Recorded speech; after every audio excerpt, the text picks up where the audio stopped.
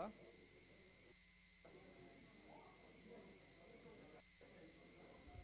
Bom dia, senhoras e senhores, bom dia.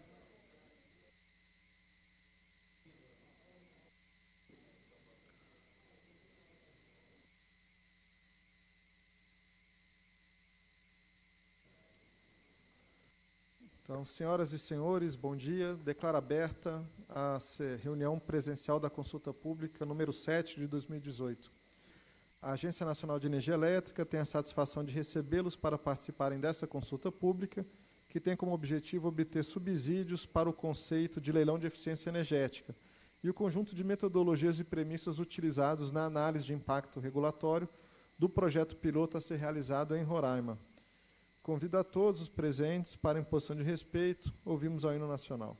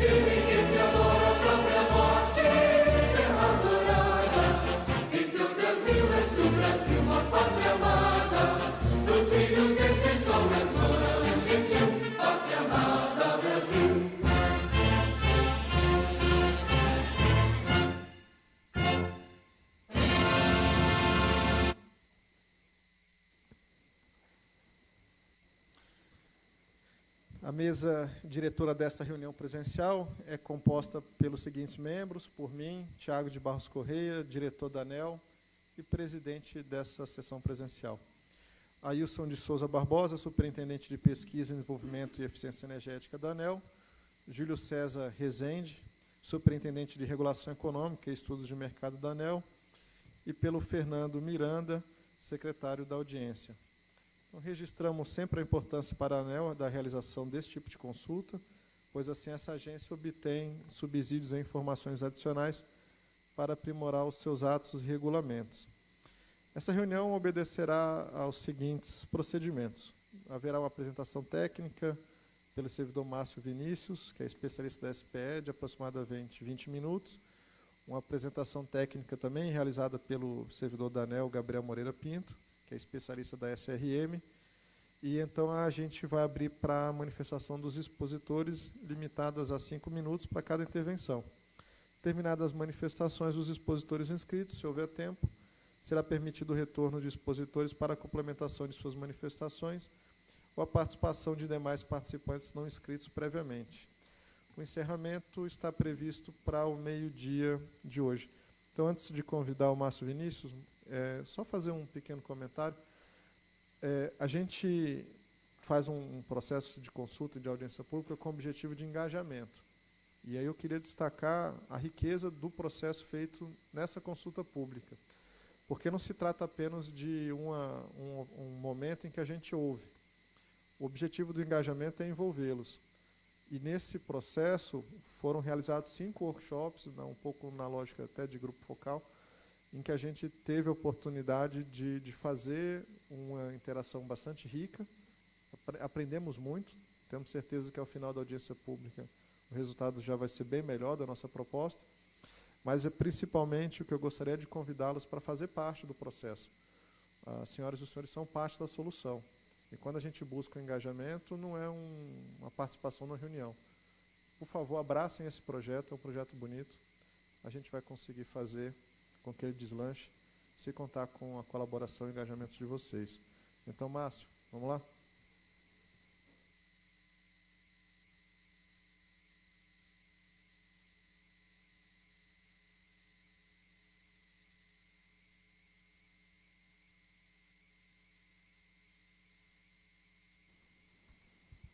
Bom dia a todos. Meu nome é Márcio Alcântara, eu trabalho na Superintendência de Pesquisa, Desenvolvimento e Eficiência Energética e estou na equipe que desenvolveu esse projeto. Então eu vou apresentar a maior parte técnica envolvendo a metodologia que foi criada para esse leilão.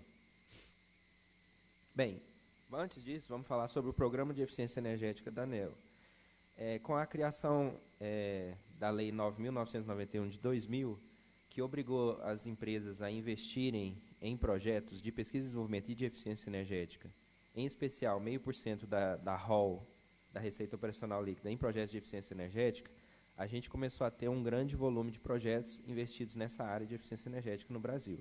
Já existem outros programas de eficiência energética no Brasil, na área de combustíveis, por exemplo, e que também investem em eficiência energética. O programa, essa lei em especial, foi criada para o setor elétrico. A partir daí, a ANEEL foi desenvolvendo diversas regulamentações para tratar do tema, e até mesmo antes da lei, nos primeiros contratos de concessão, já existia um incentivo para investimentos em eficiência energética. Então, até 2008, existia uma carteira de projetos que era enviada, e após 2008, nós começamos a receber projetos em livre demanda, o que aumentou consideravelmente o número de projetos, mas também aumentou o investimento em cada projeto. A partir de então, inclusive, tivemos um grande foco na medição e verificação, para que os resultados desses projetos tivessem uma validação internacional, que foi quando foi adotado o Protocolo Internacional de Medição e Verificação. E a partir de 2013, com o PROPE, nós introduzimos a chamada pública de projetos de eficiência energética. Em 2016, nós passamos a ter uma nova lei, a 13.280, que tirou aquele empecilho que existia de obrigar a investir 60% do recurso em baixa renda e passou a ter, então, uma maior liberdade das empresas no gasto desse recurso de eficiência energética.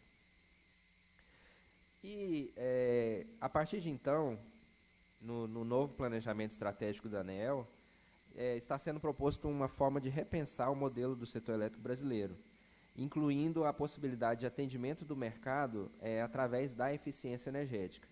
E essa é a inovação que esse leilão tenta introduzir através de um teste de um piloto que vai ser feito em Roraima. Pois bem, quais são os benefícios da eficiência energética? Primeiro, o uso racional das fontes de energia, o mesmo nível de conforto com menor gasto. Sempre que eu leio essa frase, eu lembro que, por exemplo, no Japão, todo ano, todas as empresas são obrigadas a serem 1% mais eficientes, mantendo o mesmo nível de conforto ou de produtividade. Então, já é uma cultura lá, uma busca contínua pela eficiência. Uma consequência direta é a redução das emissões de CO2, que inclusive pode ajudar o Brasil nos compromissos que ele estabeleceu internacionalmente. Uma melhoria da qualidade do serviço de distribuição, tendo em vista que você pode postergar investimentos na distribuição ou atender a mesma carga com menos energia, né? A postergação da expansão da própria rede e a redução das perdas de energia. Se eu estou fazendo uma eficiência local, essa energia não é transmitida e as perdas são reduzidas. Bem, e quais são os prós e os contras da distribuidora para a execução de projetos de eficiência energética? Então, uma balança que a gente tem onde a perda de mercado da distribuidora e a ineficiência sistêmica podem pesar mais do que a redução do furto e da inadimplência e os ganhos reputacionais que essa empresa tem. A gente sabe que existe dentro do programa alguma resistência quanto a investimentos em eficiência energética por parte das distribuidoras. Não são todas, pelo contrário, existem algumas que abraçam a ideia e fazem lindos projetos. Mas, como sempre, o regulador e as distribuidoras competem para incentivar a eficiência energética. Talvez pelo modelo de remuneração da distribuidora, que é um caso também a ser repensado. Bem, referente ao programa de eficiência energética, eu trago para vocês alguns números. Desde 2008 foram investidos aproximadamente 4 bilhões de reais em valor de projetos, sendo que disso o compulsório é meio bilhão e o valor represado hoje, devido principalmente a correções pela Selic, é de 1,7 bilhões. Mas você vê que o volume de investimento é bastante significativo e isso tem um impacto em termos de economia de energia. Bem, quais foram então as alternativas que nós consideramos na análise de impacto regulatório para que você incentivasse a introdução da eficiência energética como um mecanismo de mercado? Uma possibilidade seria forçar as distribuidoras a gastar o que ela já se comprometeu a gastar de forma mais rápida e melhor. Outra possibilidade analisada seria redefinir o modelo de negócio da distribuidora. Aí isso impactaria não só a eficiência energética, mas diversos outros mecanismos. Uma terceira possibilidade é criar uma solução de mercado e uma quarta, manter do jeito que está. Então, a alternativa escolhida foi justamente criar um mecanismo de mercado específico para a eficiência energética, que é o caso de se adotar um leilão para a eficiência energética. Em termos, em termos mundiais, os leilões de eficiência energética eles já acontecem em 4 países. Nos Estados Unidos, em diversas concessões, no Reino Unido, na Alemanha e em Portugal. Eu não vou trazer aqui o detalhamento de cada um desses programas, mas o importante dessa mensagem é que a partir de agora no Brasil também vai existir isso, sendo que o piloto nós vamos começar por Roraima. Bem, como é que seria então um modelo desse mecanismo de eficiência energética, do leilão? Aqui está um passo a passo. A Agência Nacional de Energia Elétrica desenha o leilão, definindo os montantes de consumo a serem reduzidos e por quanto tempo isso duraria. O empreendedor, que passa a ser o novo agente de redução de consumo, ele dá um lance no leilão, a partir de uma carteira que ele estruturou de projetos. O consumidor beneficiado, ele aceita desse ARC ou compra equipamentos com desconto, ou aceita também mudar o seu comportamento de consumo. A distribuidora local, onde os projetos estão acontecendo, ela vai faturar cada unidade consumidora que está participando do projeto, provando aquela redução do consumo. Aqui está o grande segredo desse leilão, que é a questão da medição e verificação, que eu vou detalhar mais à frente. E, em termos de onde viria o recurso para esse projeto, em especial do piloto em Roraima, a ideia é que seja criado um grupo de empresas interessadas em financiar o projeto dentro do programa de eficiência energética, que seria, então, os responsáveis por pagar esse ARC. Bem, é importante lembrar que na nossa regulamentação atual, não é permitido que um investimento seja feito fora da própria área de concessão. Mas para esse caso em especial, a gente vai fazer um projeto prioritário de eficiência energética que quebraria essa regra. Quais seriam, então, os tipos de projetos que nós vislumbramos como investimento?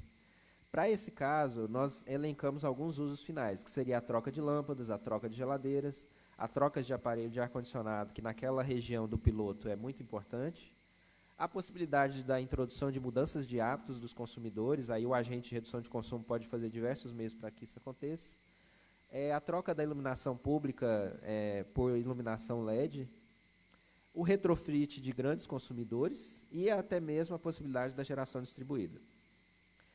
E como é que você, então, passaria a fazer a medição e verificação para esses casos? Bem, para a iluminação pública, seriam adotados apenas os dados de placa dos equipamentos que estão sendo retirados e dos equipamentos que estão sendo adicionados. Essa diferença da potência trocada, você conseguiria calcular a economia de energia e isso se manteria por todo o tempo do contrato com a agente de redução de consumo. Para grandes consumidores, onde você tem uma troca de um equipamento mais específico, você faria uma medição logo após essa troca, utilizando a opção B do Protocolo Internacional de Medição e Verificação, e aquele consumo reduzido seria o consumo adotado pelo programa, pelo tempo de contrato com a agente de redução de consumo. Se acontecer qualquer variação durante o tempo de contrato, aí é uma negociação entre as partes para que aquele valor seja mantido.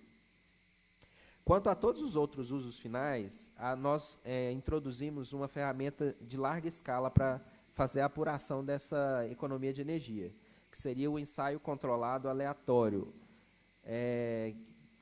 RCT, que é uma sigla do inglês Random Control Trial.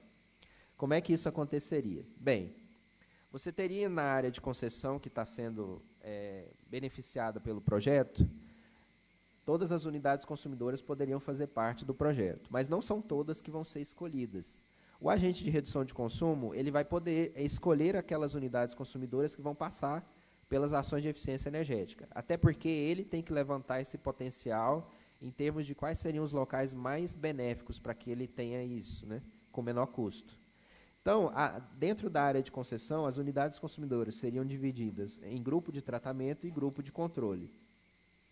Lembrando que essa separação também acontecia de forma estratificada, por faixas de consumo. A partir daí, aqueles consumidores que fazem parte do grupo de tratamento, eles são faturados mensalmente, já com um novo valor de consumo reduzido. E o grupo de controle, que não passa pelas ações de eficiência energética, ele também tem seu consumo monitorado, e a partir dele eu faço a correção da curva de base do grupo de tratamento. E a diferença entre essas curvas, eu consigo medir a economia de energia. Para que isso fique mais claro, talvez assim de primeira não dá para entender, nós trouxemos aqui alguns gráficos que auxiliam esse entendimento. Bem, esse é um gráfico que compara a unidade consumidora que passou pela ação de eficiência energética com o seu próprio histórico. Então, 12 meses antes do projeto, é feito um levantamento da curva de consumo desse consumidor, que é a linha azul, e após a introdução das ações de eficiência energética, esse consumo continua sendo monitorado. Só que a curva dos 12 meses anteriores ao projeto passa a ser essa curva pontilhada preta, como sendo a curva de base do projeto para você medir a redução de consumo. Então, se você fizer apenas essa diferença de uma curva para outra, você tem a área rachurada verde, que seria a economia de energia. Mas isso levaria o agente de redução de consumo a ter alguns riscos envolvendo esse consumidor, como questões que ele não controla, temperatura, variáveis de mercado. Então, para que isso fosse refletido no histórico da curva de base, né, nós criamos um outro mecanismo, que é o quê? Eu pego todos os consumidores que não passaram pela ação de eficiência energética, que é o grupo de controle, pego o histórico dele antes e depois da data em que aconteceu as ações de eficiência energética no grupo de tratamento e construo uma curva de base. Então, você observa que a curva de consumo desse consumidor do grupo de controle é a curva azul também, e, em especial, 12 meses depois, essa curva aumentou em relação ao próprio histórico desse consumidor. Então, você tem aí os percentuais de aumento para cada mês de consumo. Então, construída essa curva de baixo dos percentuais de aumento, eu aplico essa correção percentual na curva do consumidor que está no grupo de tratamento, construindo, então, essa curva vermelha ou laranja, dependendo do que você enxerga, e passa a ter uma correção de quanto é que seria a real redução do consumo dessa unidade consumidora, criando, então, essa nova área verde rachurada. Esse daí seria, enfim, a redução de consumo obtida pelo agente de redução de consumo. Isso posto, eu faço essa simulação para 5 anos, que é o tempo previsto que a gente está colocando na nota técnica para a duração do contrato. Então, você observa que a linha pontilhada preta é o histórico do consumidor 12 meses antes das ações, a linha azul sempre foi o consumo realmente medido, e a linha vermelha é a nova linha de base que é construída a partir do grupo de controle. Quem seriam, então, os interessados em participar, em se tornar um agente de redução de consumo? Nós levantamos aqui algumas possibilidades, que seriam as próprias ESCOs que hoje já fazem os projetos de eficiência energética, seja dentro do programa da ANEEL ou fora do programa da ANEEL, observando que agora, como ele vai virar um agente regulado, ele não vai simplesmente fazer eficiência energética e abandonar o projeto. Ele vai ter que fazer um follow-up disso por 5 anos, que é o tempo de duração do contrato, verificando se mês a mês está acontecendo aquela redução. Nós sabemos também que algumas distribuidoras possuem em suas holdings empresas que fazem esse serviço de redução de consumo, das próprias distribuidoras, grandes instaladores de geração distribuída, sendo que essa é uma possibilidade para reduzir o consumo, grandes consumidores que se reduziriam a sua própria carga pelo tempo de duração do contrato, grandes varejistas que vendem aqueles equipamentos de uso final, que talvez também estariam interessados em participar, e até mesmo os fornecedores desses varejistas. A ideia é que seja criada uma sociedade de propósito específico para cada agente de regulação de consumo. Consequentemente, você consegue ter um consórcio entre esses interessados. Bem, isso posto, nós pensamos em fazer o projeto piloto em Roraima. Eu vou apresentar para vocês, então, algumas características referentes a essa área onde acontecerá o projeto. 85% da energia suprida é suprida pela Venezuela. Esse suprimento ele é instável, sujeito a interrupções frequentes. O custo marginal de geração lá, devido a ser um sistema isolado, é da ordem de R$ 1.200 por megawatt-hora. E a previsão de que isso seja conectado ao Sistema Interligado Nacional é de 10 anos ou mais. Isso gera um subsídio marginal na CCC da ordem de R$ 995 por megawatt-hora. Ou seja, e além disso, você tem a ausência de reservas girantes. Ou seja, a localidade ela é a mais atrativa do Brasil em termos de preço, teto, para o leilão de eficiência energética. A ideia, posteriormente, é que outros pilotos sejam realizados em outras regiões, para que outras variáveis sejam avaliadas. Quais são as características da demanda dessa área? Bem, 99% está em baixa tensão, sendo que o número de unidades consumidoras é da ordem de 150 mil unidades. 52% do consumo dessa região é residencial. A média por residência é da ordem de 320 kWh mês, sendo que o principal protagonista desse consumo é o ar-condicionado, ou antagonista, né, como vocês queiram enxergar. E a gente ainda sabe que 12% das unidades consumidoras comerciais, elas representam 70% do consumo dessa faixa de consumo, das unidades comerciais. Então, esse aí também é um outro grande potencial que o agente de redução de consumo pode explorar. Conclusão, o projeto ele vai tender a se focar, né, no nosso entendimento, em residências e comércios de médio porte. Porque lá não tem grandes indústrias, tem 2 shoppings ou 3, se eu não me engano, e isso, consequentemente, não representa o potencial que a gente quer reduzir. Em termos de cenário, nós traçamos 3 possibilidades. Um cenário conservador, um moderado e um agressivo, sendo que nas diversas faixas de consumo, nas diversas tipologias, 1 megawatt médio seria, para o caso conservador, em termos de redução, Para o caso moderado, da ordem de 3,4 megawatts médios, e para o caso agressivo, 7,58, levando em conta todas essas possibilidades: residencial, comercial, iluminação pública, geração distribuída e o setor público. E nós sabemos que o crescimento previsto para 2018 em Roraima é da ordem de 7,35 megawatts médios. Então, colocando em cima disso os 3 cenários, mesmo se nós adotássemos o cenário agressivo, nós atenderíamos esse crescimento como um todo. Ou seja, o projeto ele não vai tirar da distribuidora local mercado, ele vai tirar o potencial de mercado. Mas isso vai ser neutralizado, vocês vão ver mais para frente na apresentação como é que isso vai ser neutralizado. Então, a nossa proposta é que o montante para o projeto piloto, em termos de leilão, é que seja um leilão dividido em lotes, onde o total alcance 4 megawatts médios.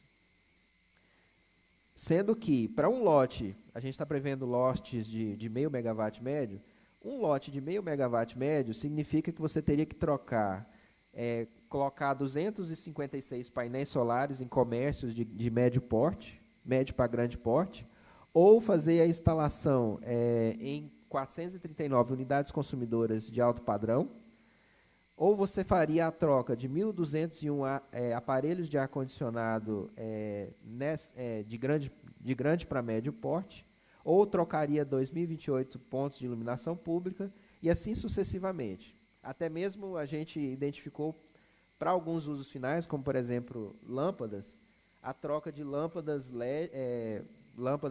compactas para LED na ordem de 266 mil lâmpadas.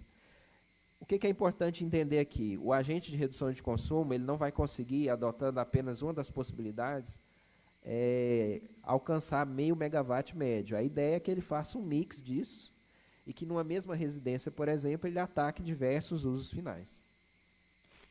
Bem, a isso apresentado, vamos passar agora a apresentação do Gabriel, referente à análise de impacto regulatório em termos de cálculos financeiros para medir a atratividade disso para o agente de redução de consumo.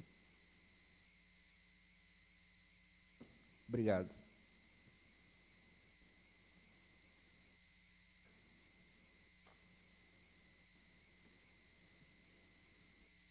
Bom dia. Muitas caras conhecidas aqui. Bom revê-los. Muitos de vocês já participaram dos nossos workshops. Até o pessoal de Roraima, a Glacidalva está aí também, né, representando a EDR. Agradecer aqui a presença da nossa equipe, né, o Fabiano, o Vitor, os nossos estagiários ali, o Vitor Oliveira e o Gabriel Said. Cumprimentar aqui a mesa na pessoa do Dr. Thiago. Em relação ao projeto, a gente avaliou primeiro a questão da geração. A gente avaliou o custo marginal da energia em Roraima, que ele é muito baixo até um certo limite, né? A importação hidrelétrica da Venezuela, e depois de um certo ponto fica bem caro, né? Que são as termoelétricas locais, né? A linha da direita é a demanda prevista para 2019 e a linha da esquerda vertical é o deslocamento que a gente está propondo com o nosso projeto nesses 4 megas, né? Essa linha verde ilustra o subsídio do resto dos consumidores dos outros estados para Roraima, e a linha vermelha representa, aqui hipoteticamente, o lance, né, do empreendedor nesse projeto, que a gente está trabalhando com R$400 no cenário base. Então, com isso, a gente conseguiu construir as áreas. A área vermelha ali é o custo do programa em 2019, que é do ponto de vista do empreendedor, é a remuneração dele. A área verde é o subsídio evitado de CCC, né? E a área azul é a economia do consumidor de Roraima somente com geração, né? Mas o consumidor também economiza transmissão, distribuição, encargos, é maior. Aí, quando a gente pega a visão um pouco mais ampla, vários stakeholders do sistema, consumidores, empreendedores, distribuidora, a gente fez uma modelagem de impacto para cada um deles. Para cada um, a gente usou uma janela de análise diferente. Para o sistema 2028, que é a previsão atual do Ministério de Energia para a interligação com o Sistema Nacional. Os consumidores, a vida útil dos equipamentos trocados, no caso. Para o empreendedor, 5 anos, a duração do projeto que a gente está propondo. E para a distribuidora, até a próxima revisão, né? Essa revisão pode ser antecipada. No caso de uma nova concessão, o novo concessionário vai ter direito a uma revisão antecipada por conta dos investimentos que ele vai ter que fazer, né, no modelo proposto hoje. O sistema, em termos de receita ou despesa, o sistema vai evitar CCC, né? mas vai remunerar o ARC, o empreendedor. Os consumidores vão ter economia na conta de luz e economia com substituição de equipamentos no futuro. O empreendedor vai ter o lance que ele ganhar o leilão, né? Nesse nosso cenário básico foi R$400 megawatt-hora, o cenário conservador. E a distribuidora tem essa perda de mercado potencial, né? Como não é uma perda contábil, porque a nossa previsão é de crescimento da carga lá em Roraima, então é um crescimento menor do que o esperado, então ela perderia esse potencial aí de uso de fio B. Em termos de custo de capital, a gente usou 5% para o sistema, para os consumidores, representando o título do Tesouro. Para o empreendedor, a gente foi bem conservador, por ser um projeto piloto em Roraima, a gente usou 15%, e a distribuidora, a gente usou o WOC regulatório antes de impostos, que é 12,26%. E aí, com isso, a gente chegou a vários resultados. Para o sistema, a gente economizou uma economia de R$206 milhões em 10 anos, os consumidores de 8 a 200 milhões, dependendo da modalidade de projetos, para o empreendedor de 1,8 a 22,9 milhões, dependendo da estratégia empresarial, isso já considerando um desconto de 15% do custo de capital, né? E a distribuidora, essa perda potencial de R$6 milhões. Aí, por se tratar de uma novidade, né, e um projeto piloto, a gente quer que dê certo, a gente quer testar a solução, então a gente queria que tivesse todo mundo na mesma página, inclusive a distribuidora, então a gente está propondo neutralizar essas perdas de 6 milhões prevista mediante algumas contraprestações. E as contrapartidas que a gente passou lá em Roraima já para conversar com a EDR foi a divulgação da iniciativa base de consumidores. Quando o ARC chegar a campo, ele não vai ter acesso ao banco de dados dos clientes, porque são confidenciais. Então, a ARC teria que ficar batendo de porta em porta lá em Roraima para achar cliente. Então, uma forma de a gente suavizar isso é a distribuidora enviar correspondências ou cartilhas conforme acordado entre a ANEEL e os ARCs. A gente pediu também para a distribuidora emitir os relatórios mensais de faturamento, já discriminando o grupo de tratamento e grupo de controle, conforme o Márcio explicou anteriormente. A gente precisa que a distribuidora realize as conexões de geração distribuída em tempo hábil, porque se algum empreendedor bidar no leilão com essa estratégia, ele tem que conseguir implementar depois. O pior que pode acontecer é o empreendedor ganhar o leilão, comprar os painéis solares, achar os clientes e não conseguir ligar, né? E também a gente está negociando também uma inspeção periódica das unidades consumidoras participantes para evitar algum tipo de furto de energia elétrica nelas, que desvirtuaria o programa. E aí alguma dessas coisas pode ter custo para a distribuidora, né? Por exemplo, a questão da divulgação da iniciativa, as correspondências, e a questão das inspeções. Aí esses custos também a gente tem gordura aí para compensar, né? Nesses 200 milhões que a gente tem aqui, daria para compensar um pouco mais. Então, na proposta que a gente está encaminhando na consulta pública, o sistema ganharia 200 milhões ao invés de 206, e a distribuidora ficaria no 0 a 0, né? Aí também só mais um disclaimer aqui, a gente não considerou nenhum tipo de benefício para a distribuidora, porque são difíceis de quantificar. Mas a gente entende que não é ser 0 a 0, vai ter benefícios, né? Porque a rede está muito sobrecarregada, muitas interrupções, né? Compensações, então a distribuidora vai ter um alívio na rede dela em relação ao que teria se não fosse esse projeto. Em relação ao modelo de negócios, a gente vai publicar o edital do leilão, vai existir uma fase de preparação para os empreendedores interessados, a gente está estimando mais ou menos 3 meses. Alguns agentes falaram para a gente que pode ser um pouco curto esse prazo, então talvez a gente tenha que aumentar um pouco, mas nesse período os empreendedores interessados fariam estudos, pré-contratos, iriam a campo, fariam essa modelagem, participariam do leilão, depois teriam uma fase de implementação, que é análoga a uma fase de construção na geração, né, que a gente está propondo 6 meses, onde o ARC vai captar os clientes, vai vender ou fazer as doações dos equipamentos, fazer campanhas de conscientização e comunicar, né, quem são as unidades eficientizadas. E depois vai ter o período de contrato por 5 anos, onde o ARC vai receber a remuneração dele, vai manter o relacionamento com esses clientes para gerenciar o consumo e arrecadar possíveis receitas adicionais, se ele conseguir. Então, esse fluxo de caixa aqui é ilustrativo, né? A mensagem aqui no tempo zero ali, vocês podem ver que a barra vermelha ela é maior que a barra azul, ou seja, o empreendedor perderia um pouco no momento inicial, porque ele está vendendo equipamentos com desconto e tem os custos de venda, de instalação, de descarte, mas depois, ao longo de 5 anos, ele recuperaria esses valores por meio da energia economizada, né? Então, esse é o modelo de negócio que a gente vislumbrou. Nesse exemplo aqui, 30% de desconto que está sendo vendido.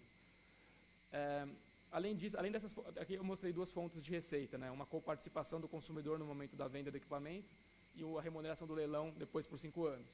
Mas o empreendedor pode pensar em outras fontes de receita, por exemplo, o percentual das economias do consumidor, né? Fazer um contrato de desempenho, onde o consumidor não paga nada no início, mas depois, de acordo com as economias, pagaria um percentual para ele. Isso é mais usual com consumidores grandes, grandes comerciais ou industriais. E também serviços acessórios. por exemplo, aproveitar aquele canal de venda com o consumidor para vender televisão, chuveiro, um roteador Wi-Fi, ou mesmo serviços de assistência técnica relacionados àqueles produtos.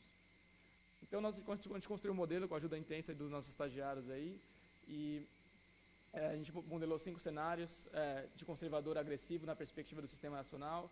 O cenário moderado, que eu estou mostrando para vocês o resultado, é o lance de R$400 megawatt-hora, desconto do consumidor de 30% de equipamentos, exceto iluminação pública, a gente considerou doação de 100%, e custos recorrentes 20% da receita, tributos sobre a renda a gente considerou lucro real, 34%.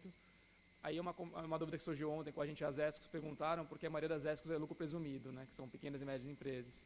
Então, quando vocês forem ver nosso modelo lá, está conservador, né? Se vocês forem ajustar para a realidade de vocês, a carga tributária é mais baixa. A gente está assumindo que vai ser tributado com o imposto sobre serviços, o serviço de redução de consumo, e aí seria municipal, né? Então, a gente assumiu o ISS aqui, mas também é uma questão para ser discutida também se vai incidir ISS ou ICMS na prática. E a gente atribuiu um ICMS na venda dos equipamentos, né? Então, no cenário base, já comentei os descontos. Aqui tem algumas atividades que a gente simulou: lâmpada, geladeira, ar-condicionado, geração de solar distribuída, iluminação pública. As taxas de retorno são muito atrativas no nosso estudo, exceto para a geladeira, por conta dos custos logísticos de transportar até Roraima, depois pegar aquelas geladeiras antigas, retirar os gases, a espuma e trazer de volta para o Sudeste para descartar, a não ser que seja feita alguma solução local, né? Por isso que a gente está engajando aqui a Fox, a Auxil, e também vamos engajar a Revete, que são as maiores aí, empresas de manufatura reversa no Brasil, para ver se eles conseguem uma solução de indústria local, que até tem, o governo de Roraima tem uma zona franca lá, que pode ter uma série de incentivos tributários e de custos. Então, a gente viu que a avaliação dos retornos são bem altas. Na verdade, a iluminação pública deu alta demais aqui, a gente já descobriu o porquê. A gente tinha assumido que ia ser troca de 3 pétalas por 2, né? Isso só ocorre em grandes avenidas, né? Mas a maioria das ruas geralmente troca uma pétala por outra, né? Então, lá em Roraima, a gente pegou já o detalhamento das iluminações. Então, quando a gente refazer aqui na volta da consulta pública, vai cair um pouco o retorno de iluminação pública, vai ficar mais razoável, né? Mas, de qualquer forma, é bem atrativo.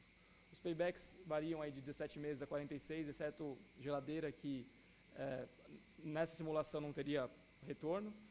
E os lances que tornam viáveis, eles variam aí de R$ 157,00 megawatt-hora a 500, né? Tudo usando, a gente tentou usar premissas bem conservadoras na maioria dos casos.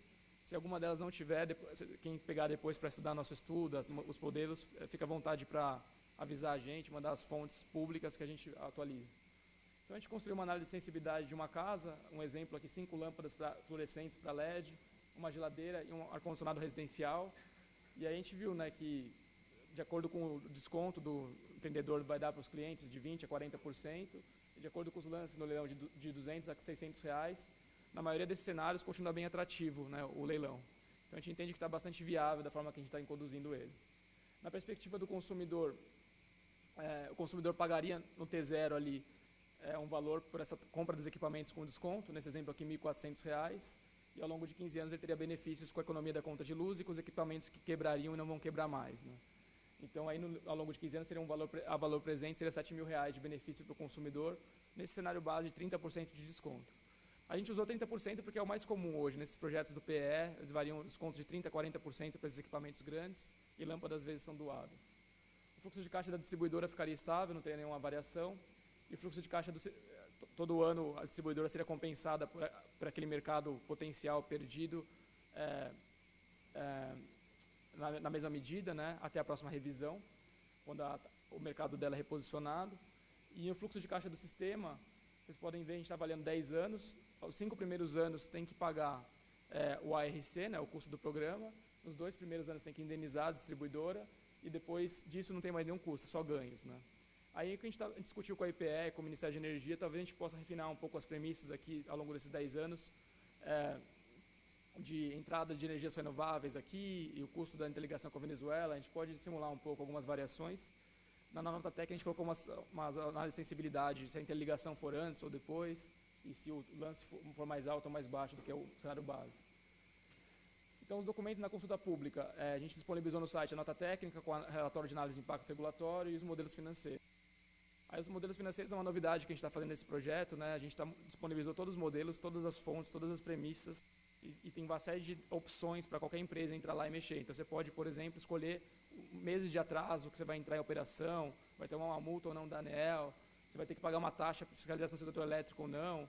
A gente fez um modelo empresarial com todas as variáveis, bem didático, então quem quiser brincar lá, é só trocar as variáveis e os mix que você vai fazer seu portfólio de 4 megas médios. Então a gente tentou fazer bastante didático, espero que vocês tenham aproveitado aí, estamos à disposição para tirar dúvidas sobre isso. Por fim, a última análise que a gente fez foi a matriz de riscos. A gente entende que esse seria um project finance do tipo de construção, de desenho, construção, financiamento, operação e manutenção, que é o mais completo, né, que envolve todas as etapas. A gente mapeou os riscos, conversando com vocês, também nossos estudos, nossa experiência no setor. Risco de financiamento, especialmente para as ESCOs, que não têm ativos fixos geralmente, né, e às vezes são pequenas médias ou pequenas que não têm uma garantia corporativa, uma holding por trás. Então, a gente está tentando destravar alguma linha de crédito específica com o BNDES, com o BASA, até com o BID, Banco Mundial, estamos convidando eles aqui. Eles vieram ontem, o BASA e o BNDES. O BASA já tinha visto 2 semanas atrás. A gente trouxe também ontem o IFC, que é o braço privado do Banco Mundial, para conversar. E então, a gente espera que a gente consiga construir alguma coisa para esse projeto. Alternativamente, o que as empresas podem fazer é algum tipo de joint venture, né? Assim, uma ESCO que não tenha ativo fixo pode fazer um consórcio, uma joint venture com uma fábrica de lâmpadas ou de geladeiras, ou mesmo com uma distribuidora grande, com uma holding, para conseguir destravar o financiamento, né? Não entrar sozinho. O risco político a gente entende que está bastante mitigado. Todo mundo que a gente conversou em Roraima até agora, todos os níveis, municipal, estadual, empresarial, todo mundo está muito positivo, querendo muito projeto por conta da crise de abastecimento energético. Então a gente entende que é um momento bom para a gente fazer o projeto. O risco comercial e operacional, a gente entende que a ESCO já tem bastante experiência no Brasil, pelo nosso Combes, em vários estados, inclusive na região norte. O risco ambiental existe, né? A gente está bastante preocupado com isso, então a gente quer garantir que vai ser observada a legislação ambiental, a manufatura reversa. Hábitos do consumidor é um risco que está no empreendedor, né? E a forma de gerenciar é, ou você faz um contrato de performance com um grande cliente e pactua qual vai ser o risco, ou você faz um portfólio com milhares de unidades e os riscos se anulam. O risco de crédito, a gente entende que vai ser bastante pequeno, porque vai ser um pool de distribuidoras Brasil que vai pagar, apenas concessionárias, não designadas. E o risco de medição e verificação, como a gente está usando os dados de faturamento da própria distribuidora, a gente entende que é bastante segura a medição. Então, a gente fez algumas classificações teóricas internas nossas, mas a gente não mostrou isso na nota técnica para não ancorar vocês. A gente quer saber a opinião de vocês sobre cada risco e os mitigadores que a gente fez, se estão adequados ou não. Então, a gente criou essa agenda de stakeholders. Para implementar o projeto, a gente fez uma agenda de stakeholders. Muitos de vocês estão aqui hoje, né? A gente conversou com bancos, com distribuidoras, com empresas de energia solar, bancos públicos e privados, Ministério de Energia, EPE, institutos como o ICS, que está aqui presente, o BID, Banco Mundial, fornecedores ambientais. Então, a gente está tentando engajar todo mundo, a própria distribuidora, né? A Eletrobras Distribuição Roraima. E a gente fez essa missão, né? Que a gente acabou de voltar. Foi bastante proveitosa. Acho que é uma coisa que a Enel está buscando agora ir mais para campo, né? Acho que a gente ficou muitos anos no escritório e assim como empresas, né? E hoje em dia tem várias metodologias de inovação, de design thinking, que fala que você tem que ir para campo, conhecer o usuário, entrevistar, né? O Thiago mencionou a ideia dos grupos focais. Então a gente fez muito parecido com o Banco Mundial faz, né? Assim, o BID, essas missões. E a gente conversou com a governadora de Roraima aqui na Enel, ela não estava lá. Gostou muito do projeto. A gente conversou com senadores e deputados lá, no caso, o senador João Romero Jucá, o Hudson, o deputado Gabriel e outros que estavam presentes também, a classe política, todos contribuíram muito, gostaram da iniciativa. A gente foi na Secretaria do Estado, do governo de Roraima, a gente conversou com a Secretaria de Energia e de Fazenda, e eles foram muito positivos, querem resolver o problema energético, estão apoiando, tudo colocaram à disposição. A gente foi na prefeitura discutir iluminação pública, e eles trouxeram para a gente todos os dados que eles têm todas as lâmpadas de Roraima, as potências, a localização georreferenciada e a quantitativo. E tem muita gordura lá, vapor de sódio, vapor metálico, vapor de mercúrio, que podem ser trocados, né, com ganhos bastante expressivos. A gente foi também na Eletrobras Distribuição Roraima, que a Glace Dalva está aqui presente, contribuiu bastante com a gente. E foi uma reunião muito produtiva, também estava o presidente, o Anselmo, umas 5, 6 áreas da empresa, um auditório cheio. Muita contribuição, muita ideia, muita preocupação, todas legítimas, que a gente vai endereçar. Aí também o ICS ajudou a gente aqui a viabilizar um encontro lá no Instituto Federal de Roraima, o antigo Cefet, né, do qual eu sou orgulhosamente aluno lá de São Paulo, e no ensino médio. A gente foi também no Conselho de Consumidores, conversamos com todas as classes de consumo. Então, a gente tentou fazer de tudo, né? Saiu bastante na mídia lá também, o Thiago, o Paulinho deram várias declarações lá, o pessoal, mobilizamos lá a localidade. Então, a nossa ideia agora é pegar todas as informações que a gente coletou no campo, fazer tipo um book com dados oficiais, pedir para os organismos estatais e empresariais formalizarem para a gente uma carta, alguma coisa, e pôr tudo no site. Inclusive, também, a gente visitou um grande shopping center lá, né? Tem uma conta de luz gigantesca, estão super interessados em participar. E o que a gente perguntou para eles se estariam dispostos a disponibilizar a conta de luz deles detalhada para a gente pôr no site para vocês poderem analisar. Eles falaram que sim. Então, a gente poderia fazer isso com vários grandes clientes e vocês, antes de ir para campo, já saber os contatos das pessoas, né? Até uma ideia que a gente está pensando fazer mais ou menos com essa ideia de privatização, né, como é feita, assim, a ideia do data room, né, assim, e fazer uma semana de visitas lá, que todos os empreendedores interessados pudessem visitar todas as empresas, deixar tudo organizado, para não ficar cada um de vocês indo sozinho, ter que abrir um canal, a incomodar todo mundo várias vezes lá também. A gente está tentando dar uma organizada no processo. Então, os próximos passos, hoje é o último dia da contribuição, até amanhã, na verdade, né? A gente recebeu, até agora, muita contribuição informal com vocês, conversando, telefone, e-mail, em reuniões. A gente recebeu poucas contribuições por escrito. Então, a gente gostaria de pedir para vocês formalizarem, documentarem o que vocês falaram, que muita coisa se perde, muita coisa é mal entendida, e a gente quer poder analisar e responder. E, Gabriel, nesse aspecto, amanhã é sábado, né? Eu acho que não teria muito prejuízo em a gente aceitar até segunda.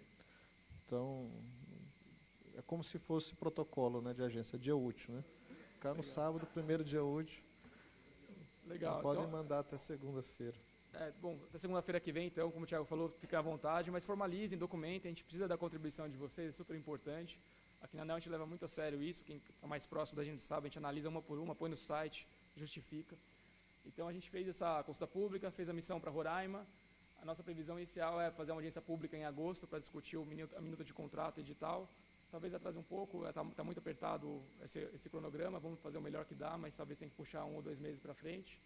Depois, publicando o edital final, executar o leilão, né? Então, a nossa ideia inicial era fazer até dezembro esse leilão, talvez caia alguns meses para frente, mas estamos bastante comprometidos para destravar isso. Então, eu queria agradecer mais uma vez o Thiago, o Júlio aí pela confiança, queria me colocar à disposição, infelizmente vou ter que sair agora, eu tenho um compromisso em São Paulo, estou indo para o aeroporto, mas o Fabiano de Souza da SRM está aqui também participando, os estagiários, o Júlio.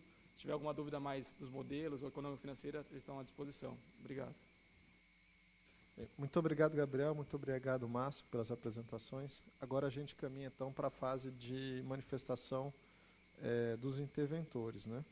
Então, pela ordem de inscrição, eu concedo a palavra ao José Gabino, da ABRAD, para fazer a sua exposição.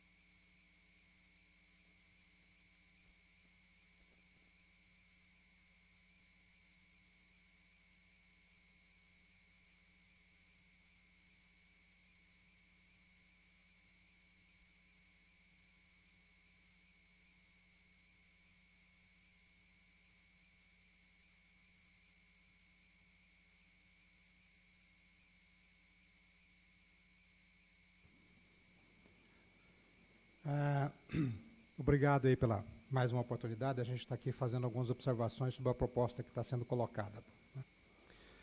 Acho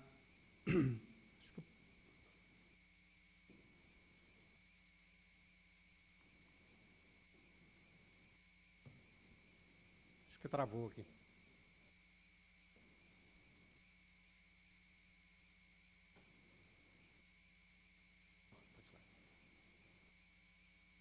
Ok. Um primeiro comentário, ou seja, realmente a gente observa que o trabalho foi um trabalho bastante diligente por parte da ANEEL, na análise que já foi apresentada até agora, né? Ou seja, buscaram realmente identificar exatamente como é que é o impacto desse processo, dessa proposta e todos aqueles agentes envolvidos, né? Então, acho que esse é um ponto que a gente precisa reconhecer aí, o mérito do trabalho que está sendo desenvolvido pela ANEEL, né? Mas existe um ponto aí, ou seja, que a gente gostaria de fazer um comentário. Lá na nota técnica está dito o seguinte, que a ANEEL entende que, neste caso, seria simplesmente um risco de mercado, né? A gente entende que não. A gente entende que, neste caso, não seria um simples risco de mercado, não. Existe uma ação aí objetiva por parte do regulador, e isso deixa de ser uma ação comum de mercado, aí, de risco, de mudanças, de alternativas, aí, de mudanças que podem impactar aí o mercado da distribuidora, né? Diferentemente do dia que decidiu-se que vamos acabar com a fabricação de lâmpadas incandescentes e aí passamos a usar as lâmpadas mais econômicas, ok, realmente isso é um risco de mercado. Mas neste caso não. A ANEEL está fazendo uma ação objetiva e direta, criando regulamentos novos, ou seja, isso vai impactar a distribuidora, né, e vai trazer benefícios aí para uns outros agentes aí que vão entrar nesse processo de redução do mercado, né. Então, este é um ponto de atenção.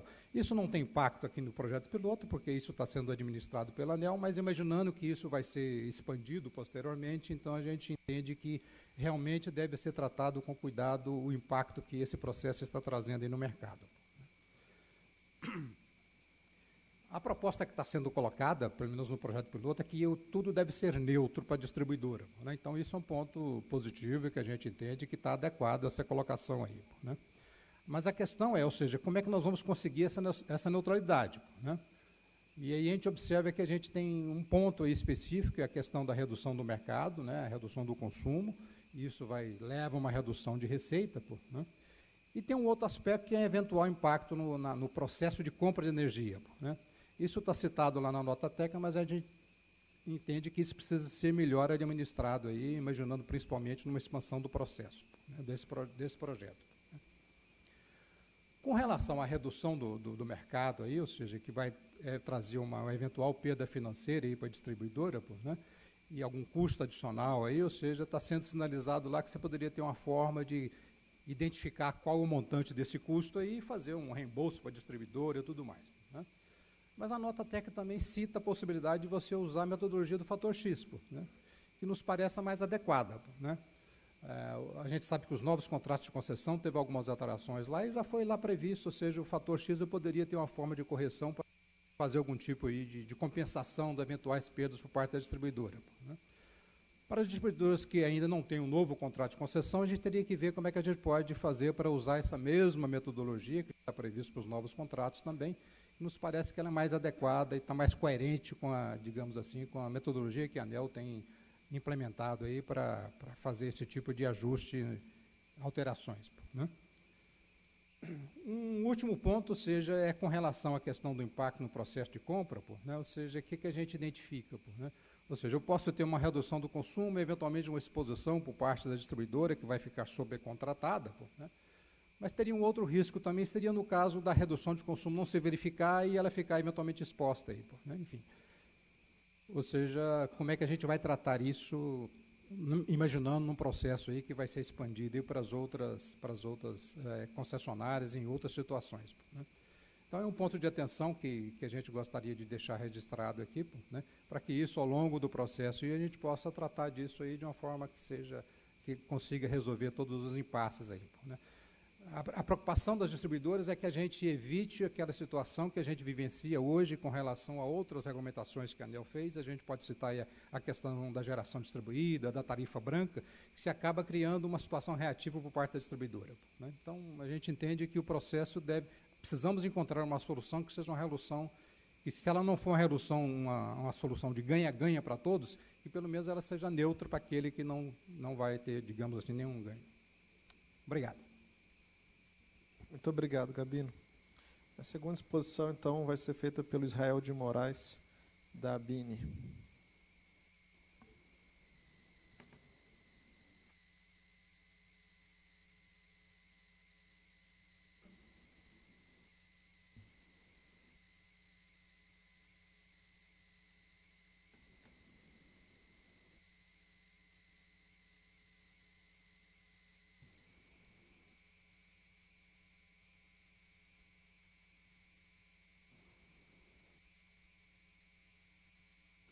Bom dia a todos. Agradecemos a oportunidade de participar aqui nessa audiência pública sobre a consulta pública 007. Agradecemos a ANEEL pela oportunidade. Queremos aqui, de forma sintética, colocar basicamente 3 preocupações do setor de fabricantes de equipamentos elétricos e eletrônicos representados pela ABINE.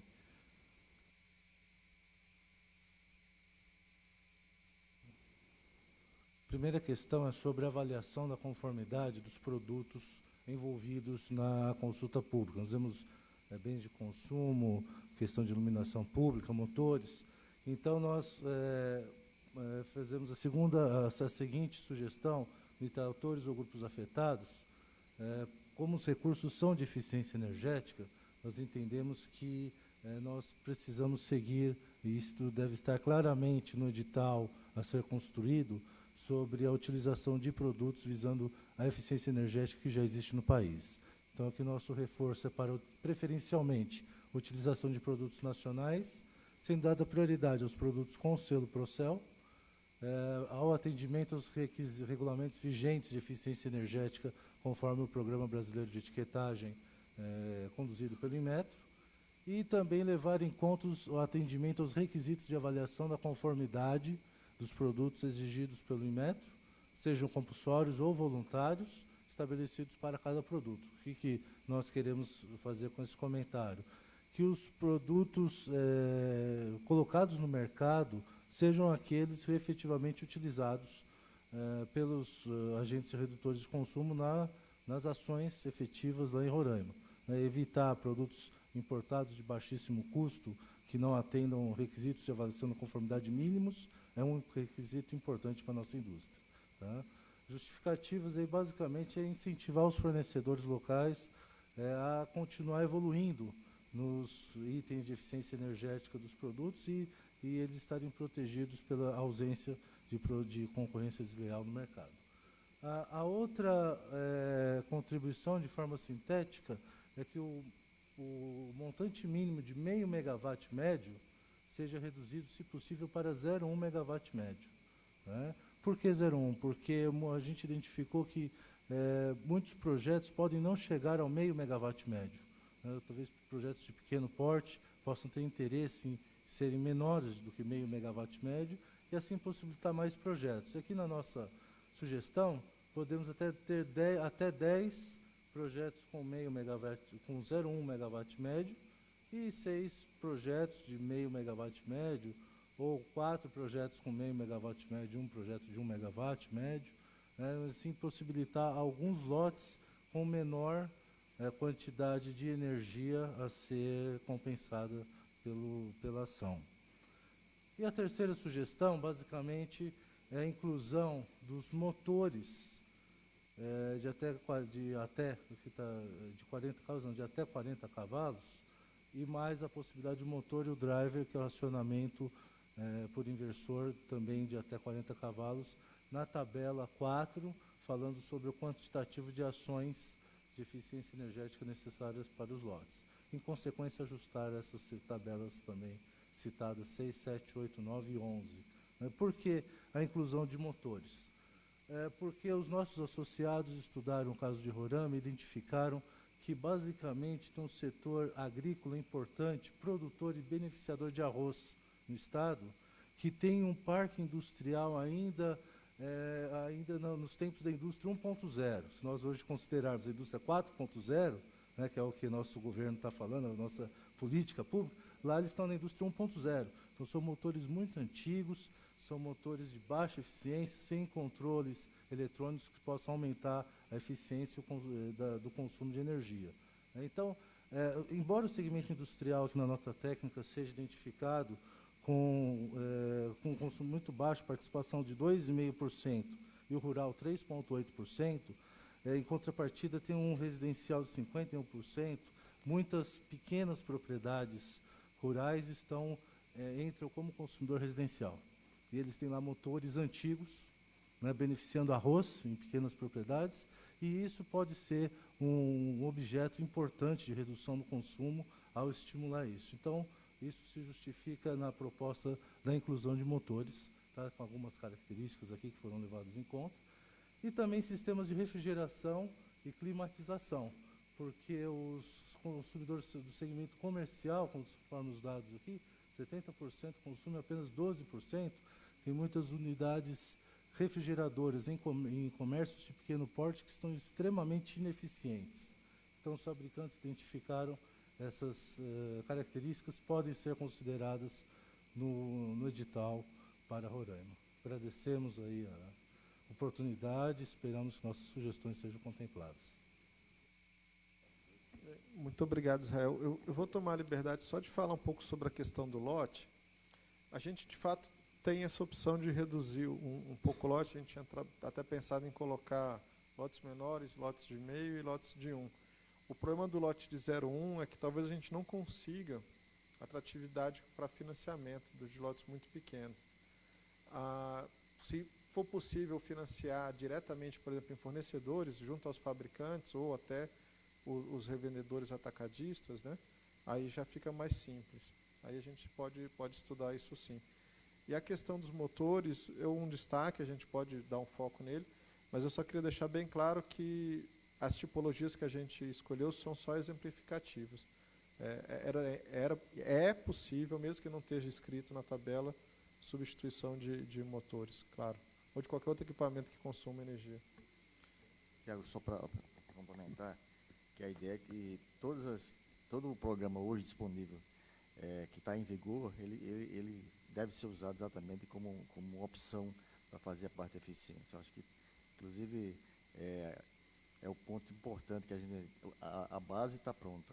Entendeu? Mas elogiar o fato de ter feito trabalho de campo. Muito obrigado, isso vai ajudar bastante a gente. Então a palavra agora fica com o Eduardo Moreno, diretor da Vitalux.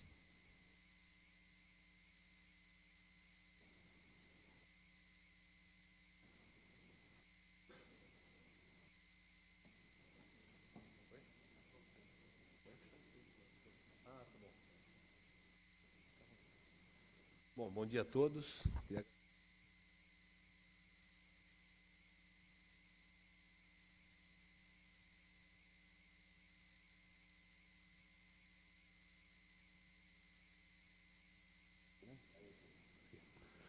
Ok, tá. Bom, queria agradecer a todos aqui a participação e principalmente parabenizar a ANEEL pela iniciativa que a gente vem contando há bastante tempo com esse leilão de eficiência energética no país. Nós atuamos basicamente como ESCO, né? Eu participo da ABESCO, sou membro da ABESCO e sou diretor da Fiesp lá em São Paulo também. Eu conversando com o Ailson aqui, eu quero dar um exemplo antes de falar um pouco dos comentários. Ele até me estimulou a falar sobre isso para a gente poder, de repente, aproveitar as experiências. Em São Paulo tem sido feito vários contratos de performance com entes públicos, principalmente com a Sabesp, pela Lei 8666. A exemplo do que se faz com eficiência energética que a gente já implantou, nós temos implantado programas de redução de perdas físicas no sistema de distribuição de água. Como vocês sabem, o saneamento perde muita água, né? A média nacional é 30%. E nós temos implantado programas de eficiência energética exatamente nesses mesmos moldes, financiados, onde a economia de água, ou seja, a redução de perdas é que é a remuneração, igualzinho, né? Para evitar novas expansões no setor. Esses programas foram feitos, financiados, exatamente nesse modelo que vai ser feito o leilão, ou seja, um Project Finance. A Desenvolve SP, que é a agência de fomento do governo do Estado, que é tipo um BNDES lá do Estado, né, para pequena e média empresa, financiou as operações. E o ponto importante lá é que a garantia é o recebível do contrato. Ou seja, um Project Finance lá foram 5 anos, pela Lei 8666, 1 ano de implantação, 4 para receber. Depois de implantado e performado, aquele recebível, como se fosse um PPA, vira a garantia do financiamento. Ela já fez isso daí, já está fazendo isso há 7 anos, na linha chamada Economia Verde. Então, acho até interessante fazer uma aproximação. O presidente da Desenvolve SP, o Álvaro, é uma pessoa muito proativa para isso, está bastante interessado em fomentar esse tipo de ações no país como um todo, né? Tem procurado disseminar esse modelo. Então, foi interessante porque é basicamente o que nós estamos falando aqui. Só que como o grande problema é o financiamento para pequenos projetos, como é o caso aqui, né, de 500 kW a 1 mega, então a garantia, o que a gente entende é que se conseguir fazer com que o recebível seja a garantia do contrato, que é o pagamento que as distribuidoras vão fazer para os agentes redutores, e o banco aceitar esse recebível sem custo adicional, né, montando esse mesmo modelo de operação, lá eles fazem com scroll a conta, eles bloqueiam a conta do recebível que nós recebemos do cliente, no caso, né, e libera mediante você estar no cliente com o pagamento do financiamento, quer dizer, custo zero da garantia, e um modelo bastante interessante, que seria bem interessante para ser feito aqui. o que facilita muito a operação do crédito, né, para que as ESCOs, os agentes redutores, os players que vão participar, foquem bastante nas ações, né, de implementação. Então, baseado nisso, nós fizemos uma contribuição, né, mandamos aí para vocês já. Eu vou tocar alguns pontos mais importantes. Ela já está escrita, né, a gente já mandou para vocês. Mas um ponto foi o prazo, né, que vocês já mencionaram até na apresentação, aumentar o prazo depois do leilão ter bidado, né, a empresa ter ganho, para conseguir implementar os projetos. Por quê? Porque muitos contratos, para poder ser competitivo, você vai fazer um contrato de performance com as entidades, né, ou com os players, para você ter uma remuneração também do contrato de performance, compartilhar a economia, comprometer o consumidor, porque quando você faz a fundo perdido, né, se você não cobrar nada da economia dele, não tem tanto comprometimento dele. Então, é fazer com que estimule o contrato de performance e você bida com menos, né, porque você vai entrar lá no leilão com um valor menor. Então, quer dizer, ele fica interessante você ter fonte de receita dos dois lados. Baseado nisso, como tem muito órgão público, você quase não tem indústria aqui, o setor público, serviço público e poder público, seria interessante, a nossa sugestão é, quando você vai entrar representando um órgão público aqui, por exemplo, uma prefeitura, um órgão estadual, você está dispensado a lei 8666 para fazer o contrato com o órgão público. Quer dizer, uma vez que você ganha no leilão e você está representando o órgão público, você vai implementar aquele projeto, vai receber e vai fazer o contrato de performance com o órgão público. Então, você não tem que ter a necessidade de uma nova licitação, entendeu? Porque senão aí o prazo fica muito longo. Então, quer dizer, o próprio leilão já ser o órgão validador se os órgãos públicos estiverem representados por uma ESCO, né, por um agente redutor. Tá? Isso acho que a gente acha que é um ponto bastante importante. Um outro seria o crédito, né, que se você vai receber de um órgão público durante 5 anos, você está exposto a risco de crédito. Então, a gente entende, como lá no caso do Desenvolve SP, eles fazem uma avaliação do cliente. Então, por exemplo, o cliente financiado, que foi a ESCO implantou o projeto na Sabesp, a Sabesp é um AAA, então o risco de crédito praticamente não existe. Agora, quando você vai para a prefeitura, para um órgão estadual, federal, o risco é mais alto. Então, tem alguma forma de ter uma garantia, né, por esses 5 anos, para a ESCO conseguir receber do órgão público, né, durante esses 5 anos. A parte da, vamos dizer, a fonte de receita que vem do PE, que vem da distribuidora, ok, está garantida, né? Seria mais a receita que você vai ter do órgão público, né? Um outro ponto que a gente colocou aqui também é o critério de apuração para ficar por 5 anos, quer dizer, tem um custo alto para isso, né, para você fazer o MV. Nos projetos de performance que têm sido feitos lá, eles têm sido feitos 1 ano de MV para você tirar toda a sazonalidade, tá? E depois de 1 ano, estabelecido que aquilo lá realmente está consolidado, aquela economia, você pereniza ela e passa a ser um contrato só de financiamento. Quer dizer, você continua recebendo, mas não tendo que ter o custo do monitoramento da carga. Quer dizer, é interessante porque você reduz. Quando você tem projetos massivos, não, né? Mas quando você tem projetos pontuais, você vai trocar chiller, trocar eliminação, trocar cargas que você tem que monitorar, durante 1 ano, se você consolidou aquilo lá, está garantido. Então, você tirar o custo do monitoramento para os outros 4 anos, né?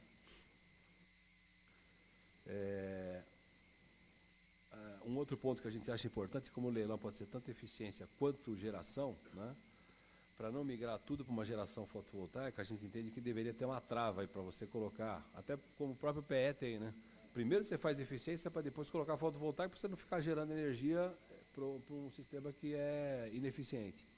Então a gente acha que seria interessante colocar uma trava. Nós fizemos uma sugestão na contribuição tipo 80-20, vai quer dizer, 80 de programas de eficiência, onde é o foco principal, e ter pouca coisa de fotovoltaico, né, de geração. Tá?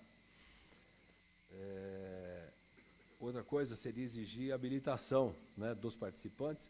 Como é um leilão muito amplo, né, a exemplo também do que é feito no setor público, nessas licitações, você ter uma atestação, um CAT, né, um CAT do CREA, um atestado de cliente, quer dizer, para você poder habilitar e colocar um nível mínimo, né, de exigência técnica para os participantes, para você garantir que depois vai ser. Não adianta ter bidado e depois não ter condição de implantar o projeto, né? Então tem uma habilitação mínima para isso.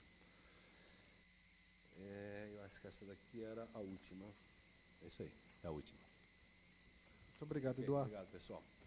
Tá, próximo a ter a palavra é José Marcelo Sigoli, diretor da ABESCO.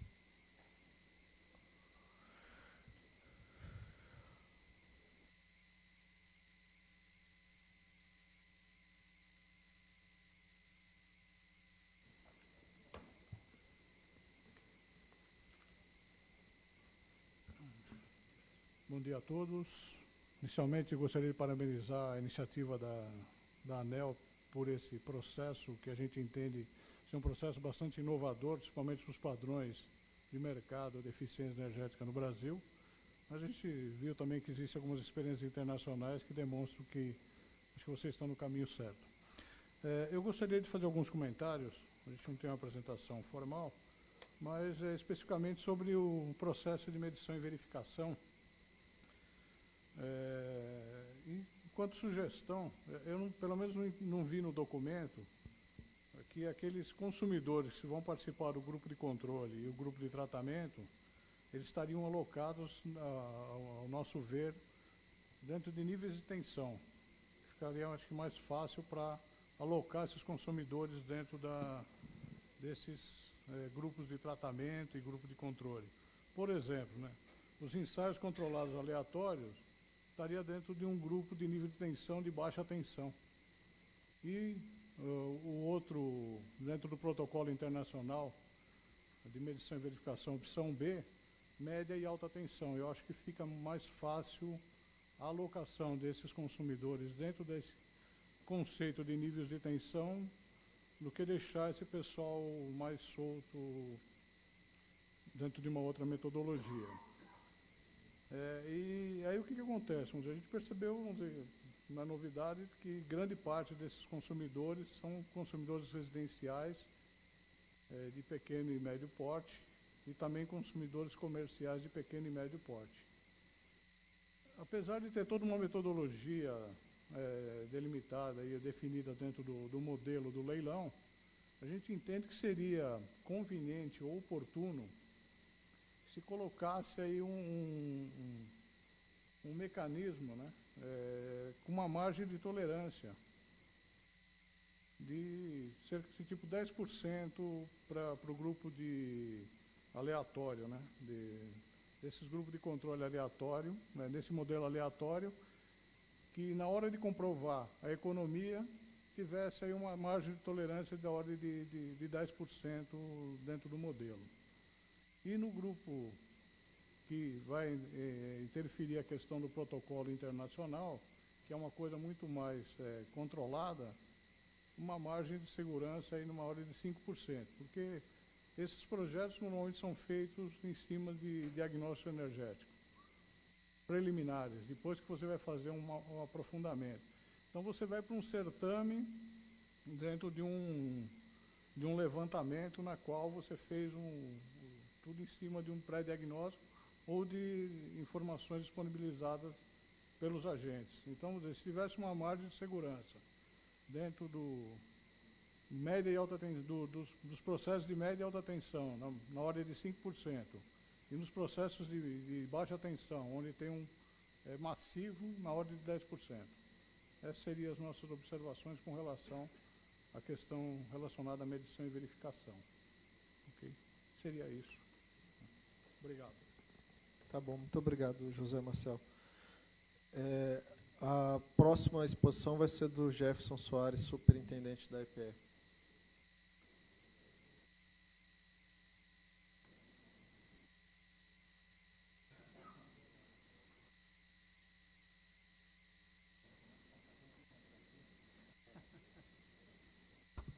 Bom dia a todos, cumprimento a mesa, cumprimento todos os presentes, né? Primeiramente, eu vou procurar ficar no tempo, que é bem curto, mas inicialmente eu quero parabenizar pela iniciativa, né? Porque trata-se de um mecanismo inovador, a gente precisa disso para promover eficiência energética no Brasil, né? A despeito disso, a gente acha que o formato de piloto é algo extremamente conveniente, né? Porque por se tratar em algo inovador, a gente precisa fazer os testes para ver o que está errado, o que dá certo e fazer os ajustes que forem necessários, né? A escolha de Roraima também é algo bastante feliz, né? No sentido de que, além de você testar um mecanismo inovador, você também busca endereçar alguns problemas específicos daquela região, né? E o que a gente vai destacar aqui são alguns pontos de atenção, né, que se aplicam tanto para essa etapa prévia ao lançamento das etapas subsequentes, quanto como próprio aprendizado para o futuro, né. E eu vou agrupá-los eles em 3 eixos, né? A primeira delas se refere à questão da dinâmica de celebração de contratos, né? Que, ao nosso ver, isso tem uma implicação com o cronograma que está proposto, né? Porque se a gente considerar que, diante do perfil de mercado local, vai se celebrar uma quantidade enorme de contratos num prazo curto, né? Existe todo um custo de transação para que se viabilize, né? Um outro ponto que também está associado a essa dinâmica é justamente o acesso a dados, né? Porque para qualquer ARC bidar, ele vai ter que fazer isso com algum lastro, né? E esse lastro ele vai vir de uma identificação de um mercado que não é somente olhar para uma fatura de um consumidor, mas você vai ter que entrar na porta, além da porta do consumidor, do potencial ofertante de eficiência energética. Isso significa um custo, né? Isso implica em um investimento de quem está fazendo essa prospecção de mercado, e isso pode introduzir um elemento de risco, de percepção de risco por parte de quem está fazendo isso, porque, na verdade, você só vai recuperar esse custo do diagnóstico caso você vença o certame, né? Tudo bem, é um risco de mercado, a gente sabe disso, que quem está no mercado de consultoria tem isso, né? Mas, eventualmente, a percepção de risco pode ser tão elevada que você prejudica a quantidade de entrantes e assim, o processo competitivo, né? Isso é um comentário que a gente coloca, né? E uma outra questão também referente agora à medição e verificação, existe, claro, diante do perfil de mercado local e diante de ser um mecanismo inovador, né, de uma necessidade talvez de trabalhar melhor a compreensão dos resultados, porque para o perfil de mercado local que é efetivamente residencial, que não tem essa cultura, você pode também elevar o risco de percepção por parte de quem está, de ganho, né, por parte de quem está ofertando a eficiência energética, e talvez isso tenha alguma implicação no certame em si, né. Finalmente, existem algumas outras contribuições que a gente está preparando em nível de contribuição institucional pelo EPE, né, e a gente vai encaminhar para a ANEEL, como a gente já mencionou em ocasiões anteriores, né, que a gente agradece muito a ANEEL pelo convite de participar das etapas intermediárias, né. E só queria, fico muito feliz, né, de ter ouvido aqui de que a persistência vai ser algo presente aqui, porque eu não tenho dúvida que por ser um mecanismo inovador, a gente vai se deparar com coisas que não conhecia, coisas que vão ter que ser ajustadas em função da experiência que se vai ter, coisas que vão dar errado, né, mas que persistindo no sentido de buscar um mecanismo que já é usado em outros países do mundo, que a gente consiga efetivamente implantar um outro mecanismo que dê uma dinâmica um pouco mais acelerada para esse mercado de eficiência energética no Brasil. Então, são essas considerações que eu tenho para fazer, né? Agradeço aqui a oportunidade e a gente fica à disposição da ANEEL para contribuir. Muito obrigado, Jefferson. Eu queria deixar um registro público aqui, porque eu acho que o nascedouro dessa ideia, desse leilão, começa muito a partir de iniciativas da EPE. A EPE passou a organizar alguns workshops, buscando, a partir do protocolo de Paris, né, a COP21, buscando incentivar o mercado de eficiência energética, e a ideia do leilão surgiu no workshop realizado na EPE, com a presença do pessoal do Ministério e o pessoal dos bancos. Era um workshop sobre financiamento, e aí a ideia do leilão surgiu como uma forma de tentar dar dinamismo ao mercado e até externalizar os contratos. Então, isso é, de fato, como eu disse logo no começo, é um processo que veio de um grande engajamento, e deixar de público o registro para a EPE. Eu vi aqui que o Calex não se inscreveu para falar, mas estender também ao Ministério de Minas e Energia. É importante quando a gente entende a competência de cada das instituições, mas trabalha em harmonia, em prol do interesse público. A gente conseguiu verificar isso aqui. Em relação ao prazo, a gente também está preocupado, inclusive pela necessidade eventual de formalização de contrato. A gente já tinha tido a preocupação com o que o Eduardo mencionou, com o órgão público, já estava estudando a forma de tentar transformar o nosso processo já na exigência da 8666 de licitação para poder superar essa etapa, e estávamos preocupados com a questão do contrato com os consumidores, porque a gente tinha pensado eventualmente que você pudesse fazer um contrato só de curto prazo, por exemplo, para troca mesmo de equipamento, e você monitora a distância. Então, não fazer uma intervenção naquele consumidor, mas às vezes eficientizar um segundo, um terceiro, um quarto. Mas a gente entende que as visitas por amostragem dariam para fazer esse aspecto. Mas uma das coisas que a gente viu, visitando localmente lá, é que tem muitas coisas que a gente vai ter que fazer que não estavam um pouco previstas. O representante da ABINE mencionou, Israel mencionou a questão dos motores. Uma coisa que chamou a atenção para a gente é que o consumo de ar-condicionado lá vai ser eficientizado numa parte muito grande, não exatamente com a troca de equipamentos, mas a envoltória dos edifícios, o isolamento térmico dos edifícios lá é extremamente precário, né? A pessoa não se preocupa com isso mesmo. Inclusive telhado, muito telhado sem forro e com telha de amianto ainda. Então, é um negócio muito fácil de fazer, mas que já foge daquele prazo de 6 meses, não é ir lá e trocar um ar-condicionado. Então, dá para ter um ganho muito bom ali, só colocando uma manta embaixo do telhado já tem alguma ajuda. Mas destacar que é importante que as empresas que vão fazer o papel de RC visitem, de fato, Roraima, adentrem a porta de alguns comércios e residências para ter ideia do que é o desafio. Bem, a palavra agora vai ser passada para o André Almeida, da EDP.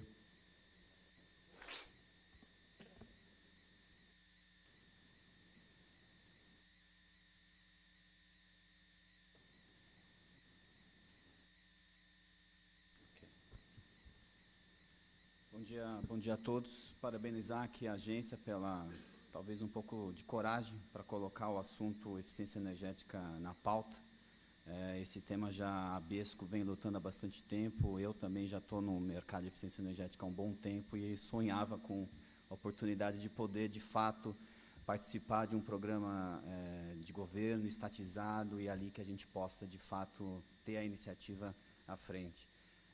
Deixar registrado aqui o apoio do Grupo EDP ao leilão, ou seja, a essa iniciativa da agência. A EDP vai estar presente, estaremos lá. Eu sou responsável pela unidade de negócio de serviços do grupo, então estarei lá em Roraima e vamos apoiar a iniciativa. E vou lançar aqui alguns pontos de atenção, né? Em especial, como já foi reforçado pela Brad, para a nossa unidade de negócio, as distribuidoras ao mercado, né? Garantir a neutralidade do mercado, ou seja, isso é importante para nós. E lançar o desafio, já falei isso no workshop, né? Ou seja, vamos ampliar o piloto talvez para alguma outra localidade. A gente sabe do desafio que isso é para a agência, a complexidade da definição dos preços, mas a iniciativa é muito boa. Vamos para outros locais também. Não sei se no piloto agora, mas talvez já deixar uma segunda fase já prevista, um cronograma seguinte de outros locais que poderiam entrar no piloto ou já numa etapa mais definida. A questão do prazo, eu acho que também merece bastante atenção, né? Ou seja, tem muitos equipamentos que talvez, às vezes, levam um certo tempo para trazer para a implantação. Talvez pensar numa similaridade com outros leilões que já ocorrem, né? Ou seja, dar um incentivo para quem antecipar o prazo de implantação, ou seja, em vez de definir um prazo máximo, definir um prazo para quem antecipar, tem o mérito de já começar a ferir a receita e ser um incentivo para antecipação. Também fazer um adendo aqui, que a nota técnica diz, mas não deixa claro se é uma restrição apenas para o piloto ou se isso vai funcionar também para um processo mais pré-definido, que é não limitar a participação de ESCOs, de grandes grupos, ou seja, não vincular a participação de uma ESCO à distribuidora, ao local onde está sendo feito o projeto. Ou seja, eu como ESCO gostaria de participar também das minhas áreas de concessão, ou seja, EDP São Paulo e EDP Espírito Santo, quando o programa chegar nessas localidades. Por fim, era isso, deixar claro então aqui que a EDP, apesar das dificuldades do estado de Roraima, né, ou seja, sabemos dos méritos, né, de ter definido Roraima como piloto, mas não é um estado fácil para se chegar, há custos, né, envolvidos nisso. Poderiam ter outras áreas com mais consumidores, mas ok, a gente entende e estaremos lá para incentivar e fazer o piloto funcionar para que a gente tenha outras localidades. Obrigado, gente. Muito obrigado, André. Acho que o Gabino também já tinha feito referência à questão da neutralidade para a distribuidora. O parte do diagnóstico todo por trás do nosso programa de eficiência energética, e o superintendente Elcio mencionou, é que a gente entende que existem alguns incentivos regulatórios contraditórios. Então, quando você estabelece que a receita da distribuidora ela é basicamente na baixa tensão volumétrica, são tarifas que medem somente consumo de energia, não separam fio de energia, você, ao fazer programas de geração distribuída de eficiência energética, você retira receita mais do que proporcionalmente. Então, neste caso, a gente está neutralizando via uma conta prestação de serviço e receita, mas a gente entende que para que esse processo possa sair do piloto, isso vai ter que ser equacionado. E pode ser equacionado através da implantação de tarifas binômios ou da implantação do custo dessa perda no contrato com o agente redutor de consumo. Ele pode transferir isso no lance dele, né, na hora que ele faz a oferta. Tem vários modelos, pode ser via fator X, mas eventualmente fator X em algum momento esbarra num limite também, porque fator X significa colocar a conta, né, naquele consumo remanescente. A eficiência energética também não é para zerar o consumo, né, para ir a um patamar mínimo aí. Mas a gente vai fazer, e eu acho sim que é um outro detalhe que a gente tem que discutir, é o cronograma. Eu acho que a gente não vai parar com um único piloto, eu acho que antes a gente ter certeza de que isso vira uma regulação, talvez a gente devesse fazer pelo menos mais uma ou duas experiências. Me parece que a gente poderia repetir alguma coisa nos sistemas isolados ou em locais onde tem consumo ainda subsidiado por diesel, porque facilita usar esse recurso para, por exemplo, neutralizar os efeitos na distribuidora. Mas me parece que talvez uma última etapa seja um piloto já numa região em que a gente possa testar a escala já em grandes consumidores, né? Uma grande dificuldade que a gente tem, Ailson, a gente está revendo agora o nosso programa de eficiência energética. E quando a gente usa esse recurso para consumidor conectado em alta tensão, especialmente consumidor livre, tinha barreiras regulatórias.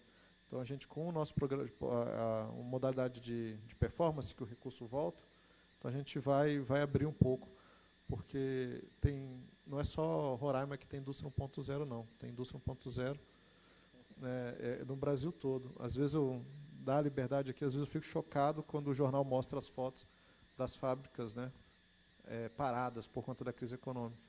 Não adianta, aquela fábrica não compete com a China, não compete com o Japão, não compete com a Alemanha. Ou a gente eficientiza e automatiza, ou não vai ter muita chance, não. E a eficiência energética pode ser a gota d'água que faz o copo transbordar e o investimento ser realizado. Bem, agora eu passo a palavra então para Lucas Zamboni, nosso pesquisador do GECEL. Você já tem até crachá do anel já, né, Lucas?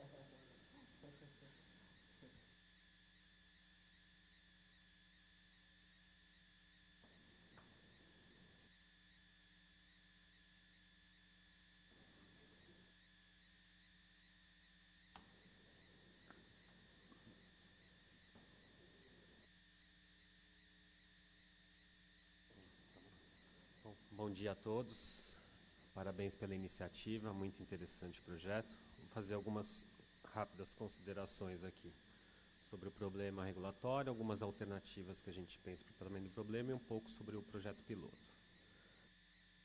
A gente entende que o desenho institucional e regulatório do PE ele pode ser aprimorado para atingir os objetivos dessa política pública, onde a distribuidora é uma protagonista de uma política que de certa forma compromete sua receita. A gente vê também no PE que tem um histórico de baixo investimento em segmentos que a escala permite a obtenção de resultados mais efetivos, de economia, como a indústria e o comércio e serviços, que a gente vê aí uma história de 4,5% e 2,8% dos investimentos realizados no PE. A gente acha positiva e inovadora a proposta do desenvolvimento do projeto piloto de leilão de eficiência energética em Roraima. Ele constrói uma abordagem de mercado que fomenta as ações de eficiência energética no Brasil, com incentivos econômicos alinhados aos valores regulatórios. A gente entende que esse leilão ele também tende a incentivar esforços nesses segmentos com maior potenciais efetivos de eficiência energética, né? Um pouco devido ao custo transacional, de você ter consumidores com potenciais maiores, você acaba tendo uma carteira menor de clientes para atingir seus objetivos, custos operacionais que podem ser minimizados e retornos de investimentos interessantes. Um ponto que a gente de atenção é a questão da competição entre agentes redutores de consumo por unidades consumidoras com melhor potencial de afinização, né? E a questão de agentes redutores com ações diferentes, podendo fazer ações nas mesmas unidades consumidoras, né? Como que poderia tratar esse problema e você fazer uma medição e verificação que traz o benefício para ambos os agentes, né? Ou a questão de montar consórcios, né? Como é que poderia ser tratado esse assunto. A gente acha que merece ser estudada a possibilidade do leilão ampliar a atuação do serviço de redução de consumo de eletricidade para ações de serviço ao negócio e ao serviço da distribuição. Talvez não nesse primeiro projeto piloto, mas pensando aí na escalabilidade do programa, né, para a área nacional, pensar em estratégias de corte, né, como no modelo de Nova York, ações para redução da demanda de ponta, questões de serviços ancilares ou ações de eficiência energética também na geração, transmissão e distribuição, retrofit de geradores, fator de potência, ou até mesmo você trabalhar a digitalização do setor elétrico, que ela também permite outras ações, outras tipologias de projetos, né, que dependem dessa digitalização para você ter os benefícios. E também pensar aí num futuro, né, na questão da comercialização de eficiência energética, né, como que pode ser liquidado esses contratos, né. Isso talvez possa mitigar um pouco o risco dos agentes em não obter, por exemplo, a economia que ele se propõe, por fatores exógenos, talvez, e um outro agente conseguir, né, cumprir mais do que ele se comprometeu, você poder comercializar essa eficiência energética entre os agentes, aí uma forma de você mitigar o risco deles. Acho que isso pode contrabalancear uma possível perda de mercado das distribuidoras e também trazer os ganhos sistêmicos para o setor elétrico e pode tornar o leilão mais atrativo em outras regiões do país. Né. Com relação ao projeto piloto, né, acho que a Roraima, como uma primeira opção, é interessante, né, ela pode oferecer um preço teto, né, maior comparado a outras regiões do país. Mas também a gente tem que considerar o custo logístico, transacional, a distância, a carência de infraestrutura empresarial, que podem também criar barreiras para o sucesso do leilão. Né, e aí vem a sugestão de sugerir, né, projetos pilotos em outras regiões do país com custos transacionais logísticos e preços tetos diferentes, talvez aí comparáveis ao custo da distribuidora local. Também a gente sugere avaliar os montantes mínimo e máximo para o competidor, para que isso pode limitar a pluralidade dos agentes redutores de consumo participantes. Né, por exemplo, players individuais, a própria indústria atuando como um agente redutor de consumo. Também é importante avaliar o prazo de implantação das ações, por questões de contrato de desempenhos, né, liberação de financiamento, né, que também pode comprometer a implantação do projeto num curto prazo. Pensar aí também em alternativas de medição e verificação, que acho que já falaram bastante.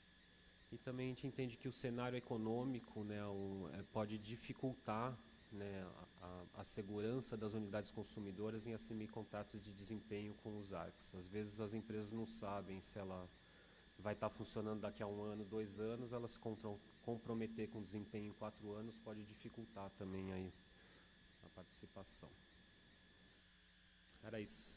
Obrigado. Muito obrigado, Luca. É só para deixar um pouco mais claro, em relação a essas outras atividades, a gente optou por fazer redução de consumo por uma questão de simplicidade e para comparar um pouco com a forma como a gente contrata energia, que também é por quilowatt-hora, né? Mas todas aquelas ações de redução de demanda ainda são possíveis de fazer, principalmente em consumidores que já têm o fio e a energia separado, e aí isso entra naquelas receitas acessórias que o Gabriel mencionou. Isso pode ser considerado, mas aí a gente não entra no processo de seleção do leilão. Mas se ele conseguir um contrato lá de redução de demanda e capturar parte disso para ele pode dar um lance mais agressivo, como o próprio Eduardo mencionou.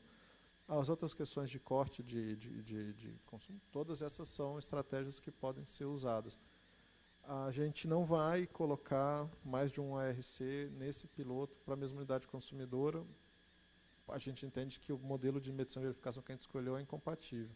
No futuro, ou é incompatível para os consumidores em baixa tensão, que vão ser medidos por grupo de controle e grupo de tratamento. Né? No iluminação pública não tem problema nenhum, né, por ponto de iluminação. E no consumidor grande a gente também não vê muito problema. Mas para o consumidor em baixa tensão, que vai ser medido por grupo de controle e tratamento, a gente não deve fazer. Então eu convido agora a palavra, para ter uso da palavra, o Roberto Kishinami, do Instituto Clima e Sociedade.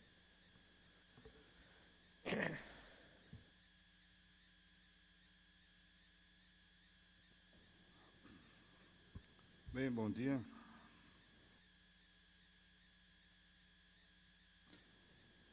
Quero agradecer o convite e cumprimentar a ANEEL, na figura do Dr. Tiago, pela iniciativa, que realmente é inovadora, corajosa, e eu tenho certeza vai contribuir muito para a mudança do setor elétrico, para a melhora, na verdade, do ponto de vista tanto dos consumidores, como também do objetivo que nós temos, que é de contribuir para a redução das emissões de gases de efeito estufa. Né?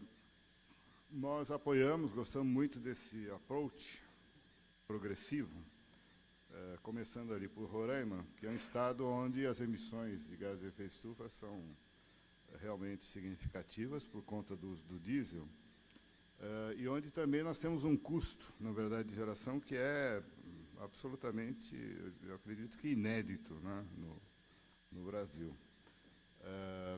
E as duas coisas são vinculadas, o que é um caso bastante interessante do nosso ponto de vista. Agora, várias das observações que foram feitas aqui, ao meu ver, remetem para uma outra coisa, que é a proposta de reforma do setor elétrico, que foi elaborada ao longo de 2018, começando lá em 2017, na verdade, e está esperando para ser encaminhada, e provavelmente vai ser encaminhada ano que vem, em que mudaria, na verdade, vários dos contextos que estão aqui colocados para o setor elétrico, né? Particularmente para as distribuidoras. Quer dizer, acho que um avanço que a gente está esperando ver acontecer aqui é da distribuidora ser, então, a fornecedora de conexão, né? E, junto com isso, na verdade, está interessada, ao invés de reativa, a várias inovações, né, que são disponíveis hoje pela tecnologia aos consumidores, mas que, no nosso caso, o brasileiro encontra barreiras pelo fato de, na baixa tensão, a distribuidora ser, simplificadamente, uma vendedora de energia. Quer dizer, ela ganha pelo montante, né, dos gigawatt-horas que fornece. Isso, na verdade, seria modificado. Eu acho que a ANEEL tem feito, no que é possível, os avanços nessa direção, e aí, novamente, deve ser parabenizada, né? Mas acho que a mudança do ambiente regulatório como um todo, através das mudanças via parlamento, seriam importantes para permitir um avanço significativo. E aqui nós estamos falando, na verdade, de coisas que alcançam esse médio prazo, né? Porque são receitas que vão até 5 anos. Então, naturalmente, estariam sendo, tá certo, impactadas por mudanças dessa natureza. E no nosso ver, seriam mudanças positivas, né? Mudanças que, no caso aqui do leilão, seriam fatores benéficos para os agentes do setor que estão sendo antecipados através, né, desse formato de leilão. Nós temos feito, no que nos é possível, um esforço para apoiar, né, essa iniciativa. Temos lá um convênio agora com o Instituto Técnico Federal, em Roraima, né, que vai disponibilizar, então, estudantes, professores, para produzir informações que certamente vão apoiar os interessados, né, em fazer projetos lá. Os dados que nós conseguimos produzir vão ser disponibilizados, né, preferencialmente via a ANEEL, para todos os agentes, e continuamos a mobilizar, então, recursos, no que for possível, para essa iniciativa. Quero agradecer, mais uma vez, e parabenizar. Muito obrigado, Roberto. Então, eu agora concedo a palavra para o nosso último expositor, Ricardo Lima, também do ICS.